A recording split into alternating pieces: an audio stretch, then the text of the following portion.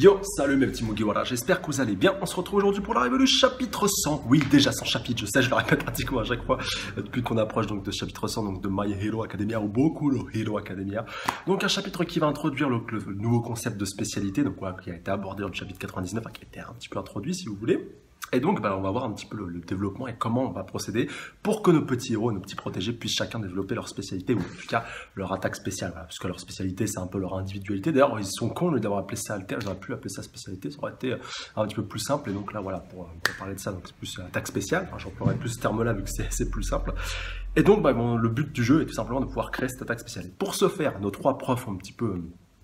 peu mis en avant pour ce projet-là, enfin même 4 avec Aizawa, donc vont directement les emmener dans la Training Dreamland, donc si je dis pas de bêtises, donc la TDL, donc en anglais et puis même en abrégé, voilà, je pense que je le qualifierais comme ça, donc voilà, pour cet espace et puis cette salle d'entraînement de manière globale, donc voilà, qui a été un petit peu préparée par Sementos, donc voilà, on a Sementos, Midnight et puis Ectoplasm, donc voilà, qui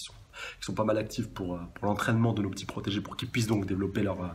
leur fameuse spécialité, en l'occurrence ou attaque spéciale, voilà, enfin vous le qualifiez comme vous voulez. Et donc on va voir un petit peu en détail de quoi tout cela retourne de manière générale et de manière globale comme d'habitude. Surtout avec Lida qui demande directement à Aizawa, mais en fait pourquoi il faut obligatoirement pouvoir créer une attaque spéciale pour pouvoir réussir à avoir une licence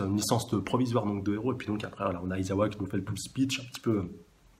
un petit peu global, donc pour nous dire parce qu'il y a des incidents, pour éviter les incidents, les accidents, tout ce que vous voulez, les catastrophes naturelles, voilà, pour pouvoir parer à ça et pour que vous puissiez à peu près gérer la situation à votre avantage, c'est bien de pouvoir créer donc une spécialité sur laquelle vous pourrez donc au mieux exploiter votre individualité, donc votre alter, voilà, pour ceux qui connaissent plus ce mot-là, pour ceux qui ont découvert le manga donc récemment, voilà, qui connaissent pas l'ancien terme. Donc maintenant de toute façon, je pense que je vais être obligé même si ça me fait chier, je vais être obligé de pouvoir de désigner la particularité puis l'individualité de chaque personnage par le terme alter, donc voilà, bye bye individualité. Et donc pour pouvoir mieux développer au mieux les alters, il va falloir donc pouvoir développer plutôt, voilà, on n'est pas dans un jeu, plutôt développer donc leur spécialité et leur attaque spéciale comme de juste.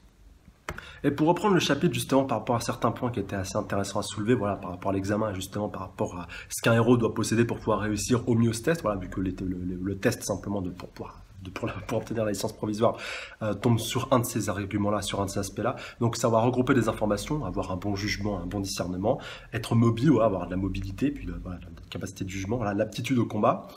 De plus, la capacité à communiquer, le charme également, donc voilà, même si ça peut être assez surprenant, et le commandement. Donc voilà, vraiment, c'est tout ce qui fait d'un héros qui peut être complet. Et donc tout ce au quoi son individualité, enfin son alter et son attaque spéciale devra tourner,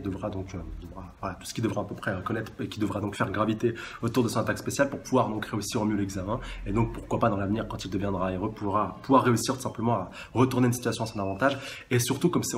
va être un point qui va être pas mal martelé, insisté justement dans ce chapitre-ci, de pouvoir mettre au service son alter pour qu'il puisse, dans une situation, on va dire, par exemple, il arrive dans une situation assez critique, je sais pas, un incident, un incendie, pardon, ou un désastre, une catastrophe naturelle, voilà, qui est causée soit par un vilain, soit une cause naturelle, encore une fois, et il va devoir faire en sorte de mettre au service son individualité, son alter, et grâce à sa spécialité, il va pouvoir retourner la situation à son avantage, et donc forcément il aura un coup d'avance, et il pourra gérer la situation à son avantage. Grosso modo, il aura tout l'environnement, toute la situation qui sera à son avantage, et donc voilà, qui pourra donc lui permettre de mener au bien sa mission, soit son sauvetage, sa récupération. Voilà, vous avez compris à peu près, je pense,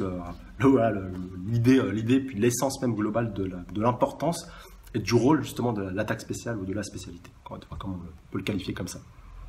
D'ailleurs, comme le dit très justement Ectoplasm, toutes les alters et toutes les spécialités n'ont pas forcément vocation à être ultra offensives ou à être tout simplement offensives de manière générale. Et il prend justement le très bon exemple de Lida, donc avec ses turboréacteurs, avec son alter, donc qui lui permet d'aller vraiment tout chousse, et que justement il a déjà un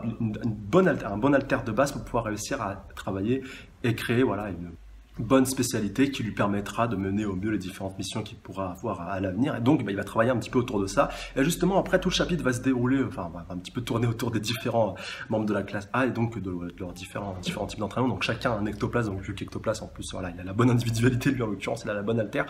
qui lui permet de pouvoir se dédoubler, de pouvoir créer vraiment masse de clones qui crachent un petit peu par sa bouche. Donc voilà, on voit un petit peu qu'il se dispatche un petit peu partout dans le TDL, donc voilà, dans le Training Dreamland, voilà, pour reprendre le terme exact, et que donc pour certains ça se passe passe plutôt bien, voilà, notamment avec Bakugo, et puis voilà, qui est vraiment en train de se défoncer puis se déchaîner, voilà, comme il demande aux autres, allez, envoie-moi un autre ectoplasme et tout, celui-là, je l'ai déjà éclaté et tout. Et c'est à ce moment-là, justement, qu'on va voir avec Mineta, et puis même avec tous les membres qu'on connaît bien, voilà, de la classe A, qui disent, ah bah ouais, c'est vrai, maintenant que j'y pense, même moi, quand j'étais petit et tout, enfin, voilà, je crois que c'est Mineta qui fait la bonne remarque, il dit, moi aussi, je donnais des noms à mes attaques et tout, enfin voilà,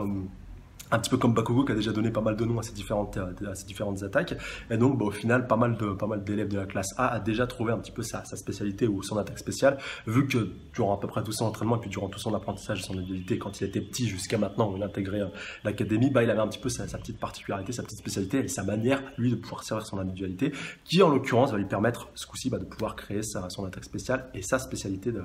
manière générale. Et ça, franchement, bah, c'est déjà un gros plus, même si bien entendu, il y a un hic, comme d'habitude, bah, c'est Midoriya, qui se retrouve un petit peu en grosse difficulté, voilà, même comme il le dit avec Ectoplasme, ouais, bah, j'aimerais bien pouvoir créer mon attaque spéciale et tout, mais je vais encore me péter un bras, donc voilà, j'ai pas trop envie de faire ça. Et d'ailleurs, comme Ectoplasme va lui dire, donc voilà, travaille un petit peu ton individualité, et comme l'avait dit un petit peu Aizawa un petit peu avant dans le chapitre, ça va être un petit peu le prolongement du camp d'entraînement, ou un petit peu un camp d'entraînement 2.0, voilà, vu que le premier avait été interrompu par les vilains, donc voilà, qui avait mené à tout ce qu'on sait ce qui s'est passé donc dernièrement, et puis à la perte des pouvoirs de All Might. D'ailleurs, All Might qui va apparaître un petit peu après, qui lui aussi aura son rôle à jouer. Mais pour revenir justement à ce camp d'entraînement un petit peu 2.0, bah, comme Aizawa le précisait, pour ceux qui savent pas trop, voilà, qui ne maîtrisent pas forcément hyper bien leur alter, bah, c'est mieux qu'ils la travaillent et qu'ils essaient un petit peu de vraiment bien la maîtriser, bien la gérer sans qu'ils puissent avoir donc de contrepartie. Donc en l'occurrence pour Midoriya, voilà, même si pour les autres, bah, ça, voilà, ils la maîtrisent à peu près correctement. Mais c'est mieux, voilà, de bien maîtriser son alter. Voilà. Désolé d'avoir redit plusieurs points d'individualité. Voilà, j'ai un peu du mal à le décrocher. Vous inquiétez pas, il partira un petit peu avec le temps. Il faut laisser un peu du temps au temps. Mais bon, oui, pour revenir justement aux haltères, voilà, et au cas de Midoriya, bah, c'est mieux qu'il se focus un petit peu là-dessus, qu'il se concentre là-dessus, qu'il aura vraiment la bonne maîtrise pour éviter donc d'avoir des bonnes contreparties, même si on verra après un autre aspect va être important, voilà, va être mis très, très en avant justement par Aizawa, un point que j'ai pas encore abordé, c'est l'importance du costume, car oui, justement, pour pouvoir au mieux utiliser donc ton individualité, ton alter, désolé, je vous jure que je le fais pas exprès, pour maîtriser donc au mieux ton alter et pour pouvoir mieux l'exploiter, et donc a fortiori mieux exploiter aussi ton attaque spéciale et ta spécialité, ton costume va avoir un rôle vraiment très important, et encore plus pour le cas de Midoriya, comme on verra un petit peu après, encore plus avec la fin de chapitre 6, puis je pense dans les prochains, par rapport au fait justement pour le pouvoir au mieux exploiter ton alter, et donc avoir évité de contrepartie, pour pouvoir au mieux, encore une fois, désolé pour la répétition, le mieux donc voilà, de pouvoir te servir de ton attaque spéciale, et donc voilà, que t'aies vraiment le costume qu'il faut pour pouvoir le faire, comme on le voit un petit peu pour un exemple qu'on a déjà, le cas de Lila, donc avec les turbo-réacteurs déjà un petit peu imprégnés, donc voilà, avec l'armure et puis la protection qu'il a, donc voilà, qui fait au final une bonne synergie entre son alter et entre son costume. Donc, vous voyez bien le parallèle entre les deux. Et c'est justement à ce moment-là que All Might va faire son apparition. Donc, voilà, un petit peu en mode touqueuse d'ailleurs. Même Aizawa lui dit écoute, il y a encore un autre trimestre qui arrive après. Donc, voilà, va te reposer tout, va te requinquer. Puis All Might lui dit de toute façon, j'avais rien à faire et tout. Puis on voit en plus qu'il se transforme durant une petite case. Maintenant, All Might, on le reverra avec son ancienne apparence durant vraiment un court laps de temps. Là, vraiment. Juste le temps de dire salut d'ailleurs, comme le précisons les profs juste après. Et donc voilà, qui pouvait pas s'empêcher de voir, qui pouvait pas s'empêcher de venir voir Midoriya. D'ailleurs, il va pas se gêner pour aller le voir directement, lui dire écoute Midoriya, voilà, te casse pas la tête, te complique pas. Et voilà, même, enfin il va pas directement lui donner la réponse d'ailleurs, comme il le dira, enfin comme il le pensera un petit peu après à haute voix pour qu'on puisse l'entendre par rapport au fait qu'il faut qu'il trouve la réponse par lui-même. Donc voilà, arrête de me singer, arrête de me copier. Enfin voilà, je pense qu'il lui dit un petit peu comme ça. D'ailleurs, même Midoriya au début il comprend pas, il lui dit quoi, il faut que je fasse comme lui, il faut pas que je fasse comme lui. Qu'est-ce qu'il veut dire, je comprends pas au final le message qu'il a voulu me faire passer. Et juste après il va voir Kirishima, il lui dit écoute Kirishima, voilà, fais pas une attaque plutôt fine, essaie de passer un petit peu en mode bourrin. Et justement après on va arriver à une petite anecdote, je sais pas si vous l'avez remarqué, mais Aizawa, je peux vous assurer qu'il l'a remarqué par rapport justement au bouquin que All Might a dans la poche revolver de son futal. Avec bien entendu le message, même les crétins peuvent devenir enseignants. Donc voilà, je pense que c'était directement désigné à notre cher punaise,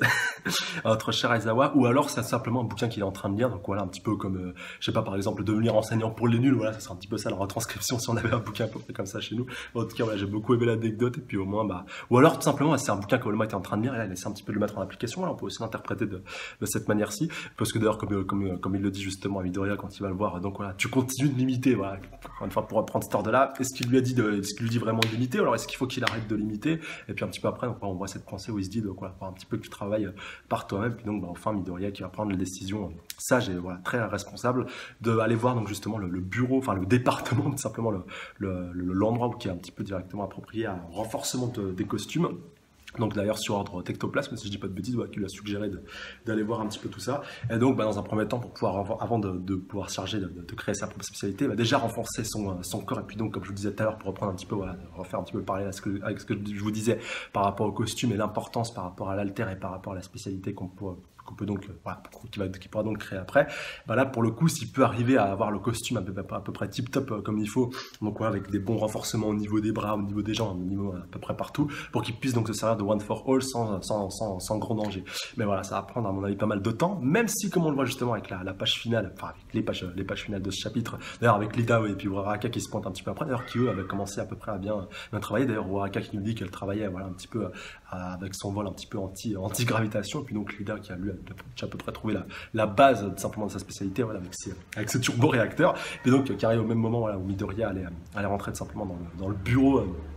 propre donc au costume, au département des costumes si on peut aussi le qualifier comme ça. Et donc au moment en fait où nos trois héros allaient se retrouver, puis donc Midoriya allait rentrer, une énorme explosion qui surgit un petit peu de partout. Donc ce qui semble être un petit peu le gérant des lieux commence un petit peu à gueuler son apprenti qui lui dit qu'est-ce que t'as fait avec des avec tes inventions un petit peu plus farfelues les unes que les autres. Et là on va arriver à la scène vraiment cocasse de ce chapitre, et donc la page finale de ce chapitre avec une scène vraiment mémorable avec donc la confrontation entre Midoriya et notre petite génie avec ses snipers dans les yeux. Et qui se prénomme Hatsume et qui ressemble beaucoup comme par hasard à Uraraka, mais bien entendu notre cher Midoriya, d'ailleurs Mineta, je pense qu'il aurait beaucoup aimé être à sa place, vu que la petite Hatsume, après l'explosion qui a surgi, puis donc Midoriya qui s'est fait un petit peu avoir dans le feu de l'explosion, commence à se pencher lentement et langoureusement sur lui avec sa belle paire d'attributs féminins, de sa belle paire d'implants mammaires, pour pas être trop vulgaire, être un petit peu soutenu, pour pas être trop insultant envers la gente féminine, bien entendu. Et donc Midoriya, qui veut pas s'empêcher, d'ailleurs je crois qu'il commence un petit peu à s'énerver, il dit quoi et tout, nichon et tout. C'était juste trop marrant. Et puis Uraraka qui a l'air d'être un petit peu offusqué, quoi, c'est tout. Ou un petit peu jalouse aussi, parce que sur la page, sur la dernière case finale de ce chapitre en bas à gauche, si je dis pas de bêtises, c'est bien Uraraka et pas Tsume. D'ailleurs, il y a un beau parallèle entre les deux, vu que les deux se ressemblent beaucoup. D'ailleurs, je pense que c'est pour ça que Midoriya était un petit peu choqué, puis sonné, il se dit et tout, elle est super mignonne. Enfin non, vu qu'il était plus focus sur l'attribut mammaire, encore une fois, pour revenir là-dessus, mais quand il va reprendre un petit peu ses esprits, il se dira tiens, elle est pas mal celle-là. Enfin, même si je pense, bien entendu, comme tous les héros de Neketsu s'en font un petit peu de la romance, mais que du manga ça arrivera bien. Mais Uraraka a visiblement maintenant une rivale, même si ça n'avait pas été encore trop mentionné qu'elle avait des sentiments vers Midoriya. Là au moins c'est clarifié, entre guillemets, semi-confirmé, mais au moins ce sera intéressant à suivre cette petite évolution par rapport à la suite, et pourquoi pas cette petite guéguerre entre les deux qui pourrait pourquoi pas se profiler par la suite. Mais en tout cas, même si pour l'instant, plus important, je pense que c'est cette fameuse Hatsume qui va se charger de pouvoir créer le bon costume à trop cher Midoriya pour qu'il puisse au mieux donc se servir de son alter. Et donc le chapitre qui se termine là-dessus, donc comme d'hab, n'hésitez pas à donner votre avis, vos autres ressentis globaux par rapport à tout ça. Donc est-ce que ça vous plaît, encore une fois, est-ce que la direction qui a été prise dans ce chapitre vous plaît, et surtout quelles sont vos attentes globales par rapport à la suite, qu'est-ce que vous voyez comme spécialité pour Midoriya, pour Bakugo, même si pour Bakugo on a un petit peu trouvé, pour tous, même pour Todoroki, désolé de reprendre un petit peu les mêmes, même Tokoyami, maintenant que je pense, vu qu'il a un bon potentiel lui quand même, de ce qu'on a pu voir par le passé, puis notamment au camp d'entraînement, ça a vraiment beaucoup de possibilités, et j'ai vraiment hâte de voir tout ça un petit peu par la suite. Donc j'attends vos avis et puis votre avis global dans les commentaires. Sur ce, je vous dis à la prochaine, je vous embrasse très très fort et je vous remercie de regarder la vidéo en entier. Sur ce, je vous dis à la semaine prochaine, d'ici là, prenez soin de vous. Salut à tous. Sayonara.